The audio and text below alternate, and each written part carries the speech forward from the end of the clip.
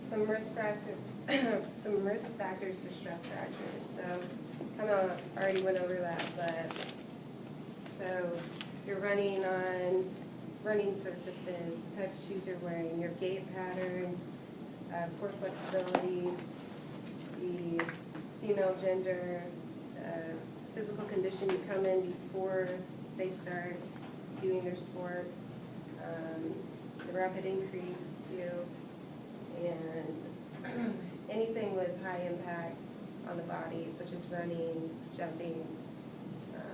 You can even look at like high jumpers, long jumpers, hurdlers, stuff like that. Also gymnastics too.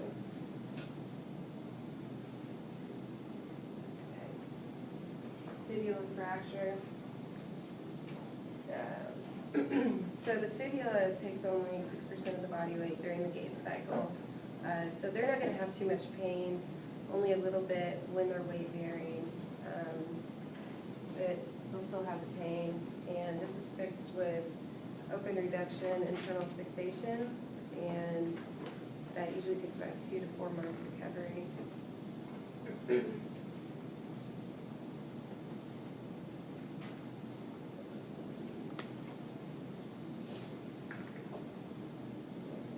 So this is a little example of ORIF, and so they're going to open up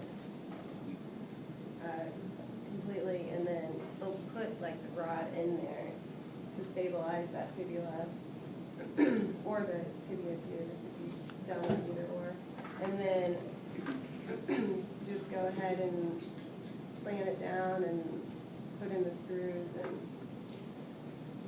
stay in there. Right on the fracture site. Think about the red going down. So tibia fracture. See that right there. And that has both tibia and fibula. These are a little bit more serious just because of the amount of weight that is put on the tibia compared to the fibula. They'll be completely non-weight bearing for about 6 weeks, and then we'll start progressing into get them from crutches into a walking boot. I don't know, have you guys ever seen those before? Walking boots. They take a little bit of the weight off. They're fun and loud. And athletes hate when they get in them. But they gotta do it. And once then you can start doing them on biking or elliptical, and or even the treadmill that we talked about, where it takes whatever percentage off your body weight that you want, and you can still run and get that cardiovascular. The only downfall to that is that you won't have the amount of muscle build up as you would with running, but okay, so now we're going into ankle sprains. So they account for about 75% of all ankle injuries, 30% of injuries in young athletes. About 2,000 happen daily in the U.S.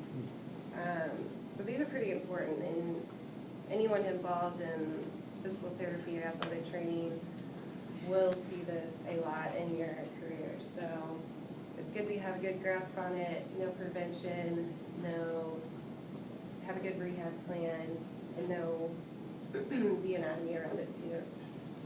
So the mechanism is where that anterior talofibular ligament becomes a lateral ligament, and when you have an inversion ankle sprain, that's where inversion is kind of like, you guys know inversion, eversion, plantar flexion, dorsiflexion? Okay. So inversion is where they're rolling it out, and then while it's usually plantar flex, so it'll come in like that kind of position. And then you also want to determine whether it's a new injury or versus a chronic ankle injury.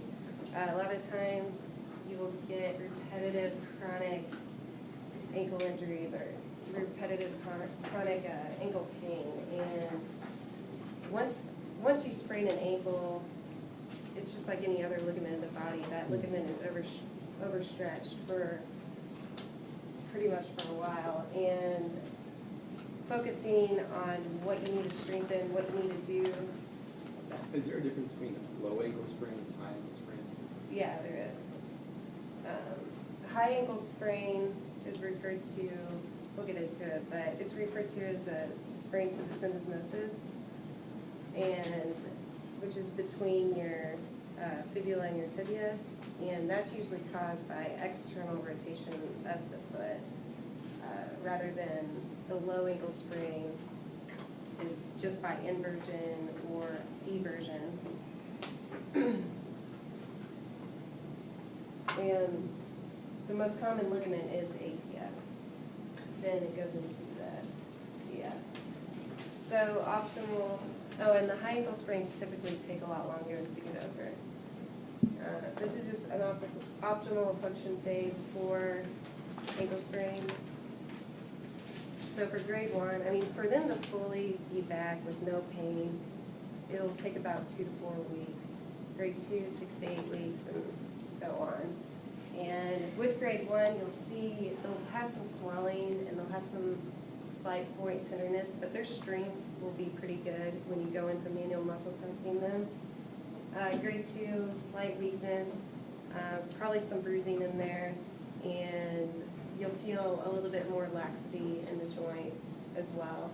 And then grade 3 is just like a lot of swelling, lots of bruising, very, very little motor strength, and lots of laxity in there too. And that's a complete tear. Is it always a complete tear, the 3? Mm-hmm.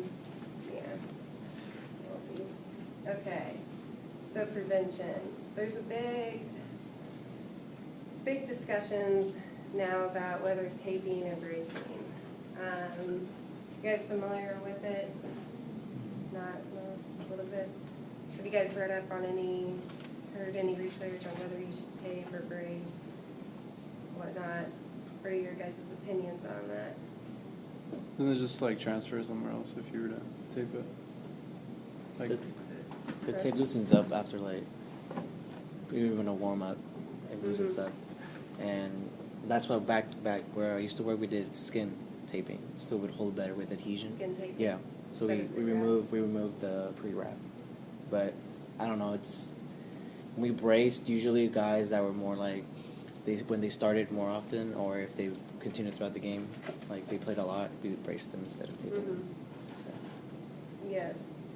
And then, sometimes people can get taped and braced at the same time. But when you talk about taping, it also, you gotta look at the quality of tape that you're using. I mean, I think a normal box of tape costs about, what would you say, like $40? Yeah, you're looking between Like just regular tape. kind of tape you using? I don't know. Ours used to be And then, Johnson. and then when you look at braces, those are usually for a pair like 30, right? Yeah, you're probably looking at 20 for an ankle. Okay. Depending upon, again, the quality that you get. Mm-hmm. So when you look at funding, if you're going to be an athletic trainer or even PT, I don't know if they supply braces or not, but you want to look at cost effectiveness. If you're having to tape a team, like a basketball team, every single day, especially for the length of that season, you want to kind of weigh your options. Would you rather tape them every day and go through the boxes of tape, or just give them all braces and give them money up front and then they're good to go?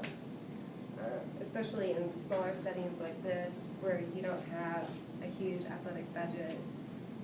And then also, would you guys tape an ankle or put a brace on an ankle if they haven't had a history of ankle sprains? No history. Because there's plenty of athletes that do it, right? Yeah.